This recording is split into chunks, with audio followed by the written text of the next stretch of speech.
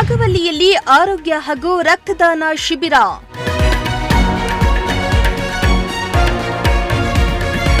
ಕರುನಾಡ ವಿಜಯ ಸೇನೆ ವತಿಯಿಂದ ಕಾರ್ಯಕ್ರಮ.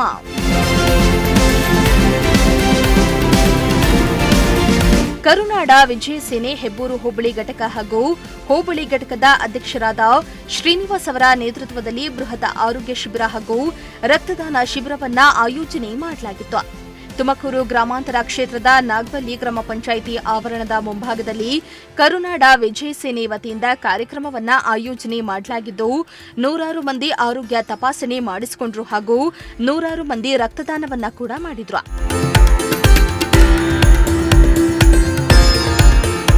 ನಾಗವಲ್ಲಿಯ ಗ್ರಾಮ ಪಂಚಾಯಿತಿ ಆವರಣದಲ್ಲಿ ಆಯೋಜನೆ ಮಾಡಲಾಗಿದ್ದ ರಕ್ತದಾನ ಹಾಗೂ ಆರೋಗ್ಯ ಶಿಬಿರವನ್ನ ಜೆಡಿಎಸ್ ತಾಲೂಕು ಅಧ್ಯಕ್ಷರಾದ ನಾಗವಲ್ಲಿ ರಾಮಣ್ಣ ಹಾಗೂ ಗ್ರಾಮ ಪಂಚಾಯಿತಿ ಮಾಜಿ ಅಧ್ಯಕ್ಷರಾದ ನಾಗಣ್ಣ, ಬಸ್ ಮಾಲೀಕರಾದ ಲೀಲಾ ಮೂರ್ತಿ ಅವರು ಹಾಗೂ ಗ್ರಾಮದ ಮುಖಂಡರುಗಳು, ಹಿರಿಯರು ಜ್ಯೋತಿ ಬೆಳಗಿಸುವ ಮೂಲಕ ಚಾಲನೆಯನ್ನ ನೀಡಿದ್ರು. ಇನ್ನು ಆರೋಗ್ಯ ಶಿಬಿರದಿಂದ ನೂರಾರು ಮಂದಿ ಸಾರ್ವಜನಿಕರು ಉಪಯೋಗವನ್ನ ಪಡೆದುಕೊಂಡ್ರು.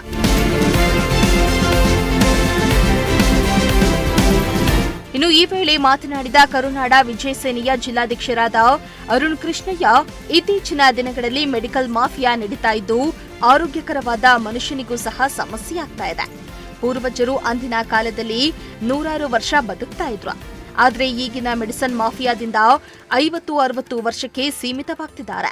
ಆರೋಗ್ಯ ಶಿಬಿರವನ್ನ ಯೋಜನೆ ಮಾಡುವ ಜನರಿಗೆ ಉತ್ತಮವಾದ ಕೆಲಸ ಮಾಡಿದ್ದಾರೆ ಎಂದು ಸಂತಸವನ್ನ ಹಂಚಿಕೊಂಡ್ರು. ಸೇನೆ ವತಿಯಿಂದ ಹೆಬ್ಬೂರು ಹೋಬಳಿ ಘಟಕದ ವತಿ ಹಾಗೂ ನಮ್ಮ ಹೋಬಳಿ ಅಧ್ಯಕ್ಷರಾದಂತಹ ಶ್ರೀನಿವಾಸ್ ಅವರ ನೇತೃತ್ವದಲ್ಲಿ ಜನಗಳಿಗೆ ಆರೋಗ್ಯ ತಪಾಸಣಾ ಶಿಬಿರವನ್ನು ಏರ್ಪಡಿಸಲಾಗಿದೆ. ಇದರದ್ದು ವಿಶೇಷತೆ ಏನಂತಂದರೆ RVS ಆಯುರ್ವೇದ ಮಹಾವಿದ್ಯಾಲಯದಿಂದ ಮೊಟ್ಟಮೊದಲ ಬಾರಿಗೆ ಇಡೀ ತಾಲೂಕಿನಲ್ಲಿ ಮೊಟ್ಟಮೊದಲ ಬಾರಿಗೆ ಆಯುರ್ವೇದದ ಆಸ್ಪತ್ರೆಗಳನ್ನು ಕರ್ಕೊಂಡ್ಬಂದು ಇದರಿಂದಾಗುವಂಥ ಅನುಕೂಲಗಳು ಮತ್ತು ಉಚಿತವಾಗಿ ಔಷಧಿಗಳನ್ನು ಕೊಡುವಂಥ ಕಾರ್ಯವನ್ನು ಸಂಘಟನೆ ವತಿಯಿಂದ ಶ್ರೀನಿವಾಸ್ ಅವರು ಮಾಡ್ತಿರೋದು ಒಂದು ಹೆಮ್ಮೆಯ ಸಂಗತಿ. ಯಾಕೆ ಅಂತಂದರೆ ಇದ್ರ ಜೊತೆಯಲ್ಲಿ ನಾವು ಇಂಗ್ಲೀಷ್ ಮೆಡಿಷನ್ಸು ಮತ್ತು ಇನ್ನೊಂದು ಯಾವುದೋ ಮಗದೊಂದು ಮೆಡಿಷನ್ಸ್ಗೆ ಹೋಗುವಂಥ ಜನಗಳನ್ನು ಆಯ್ಕೆ ಮಾಡಿ ಆಯುರ್ವೇದದ ಕಡೆ ಕರ್ಕೊಂಡ್ಬರ್ಬೇಕಾಗಿರೋದು ನಮ್ಮ ಸಂಸ್ಕೃತಿ, ಭಾರತೀಯ ಸಂಸ್ಕೃತಿ, ಭಾರತೀಯ ಪರಂಪರೆ. ಈ ಆಯುರ್ವೇದವನ್ನು ಜನಗಳಿಗೆ ತಿಳಿಸ್ಬೇಕಾಗಿದೆ. ಪ್ರತಿಯೊಂದು ಇಂಗ್ಲೀಷ್ ಮೆಡಿಸಿನ್ ತಗೊಳ್ಳೋದು ತಾತ್ಕಾಲಿಕವಾಗಿರುತ್ತಷ್ಟೇ, ಅವತ್ತು ನೋವು ಬಂದಾಗ ನೋವು ಹೋಗುತ್ತಷ್ಟೇ. ಆಯುರ್ವೇದ ಅನ್ನೋದು ಅದು ನಮ್ಮ ದೇಹದಲ್ಲಿರುವಂತಹ ಪ್ರತಿಯೊಂದು ಸತ್ವವನ್ನು ಮತ್ತೆ ಹುಟ್ಟಿಸುವಂಥ ಅದು ಕೆಪಾಸಿಟಿ ಇದೆ ಆಯುರ್ವೇದಕ್ಕೆ. ಅಂಥ ಆಯುರ್ವೇದ ಸಂಸ್ಥೆಯನ್ನು ಕರ್ಕೊಂಡ್ಬಂದು ಈ ಜಿಲ್ಲೆಯಲ್ಲಿ ಈ ತಾಲೂಕಿನಲ್ಲಿ ಶ್ರೀನಿವಾಸ್ ಅವರು ಮತ್ತು ನಮ್ಮ ದಾಸೇಗೌಡರು ಈ ಹೆಲ್ತ್ ಕ್ಯಾಂಪ್ನ ಆಯೋಜನೆ ಮಾಡಿರುವಂಥ ದಾಸೇಗೌಡರಿಗೆ ನಾನು ಮೊದಲು ಧನ್ಯವಾದಗಳನ್ನು ತಿಳಿಸ್ತೀನಿ. ಈ ಸೌಲಭ್ಯವನ್ನು ಎಲ್ಲರೂ ಸಮುದಾಯದ ಕನ್ನಡಿಗರಾಗಿ ಮತ್ತು ಎಲ್ಲ ಹಳ್ಳಿಯ ಜನಗಳು ಇದನ್ನು ಉಪಯೋಗಿಸ್ಕೋಬೇಕು ಅಂತ ನಾನು ಈ ಸಂದರ್ಭದಲ್ಲಿ ಹೇಳಕ್ಕೆ ಇಚ್ಛೆ. ಬಳಿಕ ಮಾತನಾಡಿದ ಕರುನಾಡು ವಿಜಯ ಸೇನೆಯ ಹೋಬಳಿ ಅಧ್ಯಕ್ಷರಾದ ಶ್ರೀನಿವಾಸ, ಕನ್ನಡ ಶಾಲೆಗಳು ಮುಚ್ಚುತ್ತಾ ಇರುವ ಬಗ್ಗೆ ಆತಂಕವನ್ನ ವ್ಯಕ್ತಪಡಿಸಿದ್ರು. ಸರ್ಕಾರಿ ಕನ್ನಡ ಶಾಲೆಯಲ್ಲಿ ವಿದ್ಯಾಭ್ಯಾಸ ಮಾಡಿದವರಿಗೆ ಸರ್ಕಾರಿ ಕೆಲಸ ಎಂಬ ಘೋಷಣೆ ಮಾಡಿದರೆ ಖಂಡಿತ ಸರ್ಕಾರಿ ಶಾಲೆಗಳು ಮುಚ್ಚೋದಿಲ್ಲ. ಇದರ ಬಗ್ಗೆ ಕನ್ನಡ ಪರ ಸಂಘಟನೆಗಳು ಒಟ್ಟಾಗಿ ಇದನ್ನು ಎತ್ತಬೇಕೆಂದು ಆಗ್ರಹಿಸಿದ್ರು.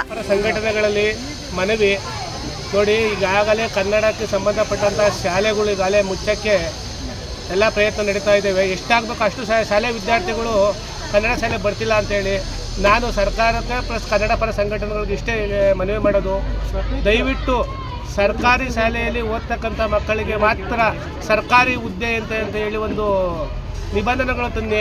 ಆಗಲಾದರೂ ನಮ್ಮ ಶಾಲೆಗಳು ಉಳಿತವೆ. ನೂರಾರು ವರ್ಷಗಳಿಂದ ಶಾಲೆಗಳು ಈಗ ಮುಚ್ಚಲ್ಪಡ್ತಾ ಇದ್ದಾವೆ.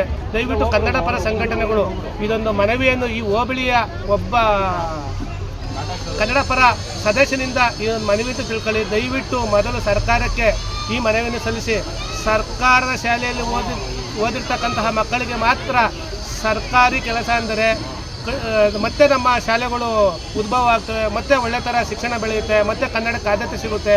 ಒಮ್ಮೆ ಯೋಚಿಸಿ ಇದ್ರ ಬಗ್ಗೆ ಮನವಿ ಮಾಡಿಕೊಳ್ಳಿ ಅಂತ ಹೇಳಿ ನನ್ನ ಅಭಿಪ್ರಾಯ. ಈಗಾಗಲೇ ಕನ್ನಡ ಶಾಲೆಗಳನ್ನು ಮುಕ್ತಾ ಇದೆ.